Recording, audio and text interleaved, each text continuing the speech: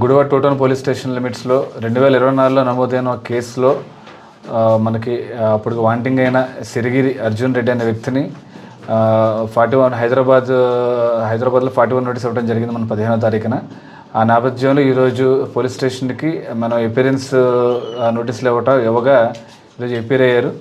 దానికి సంబంధించి కేసు సంబంధించిన కన్ఫెషన్ రిపోర్ట్స్ రాసుకోవడం జరిగింది. దీంట్లో ఫర్దర్గా ఇన్వెస్టిగేషన్ అనేది ఇంకా జరుగుతూ ఉంది. ఆయన నమోదు చేసిన తర్వాత నమోదు చేయడం జరిగింది. Thank you.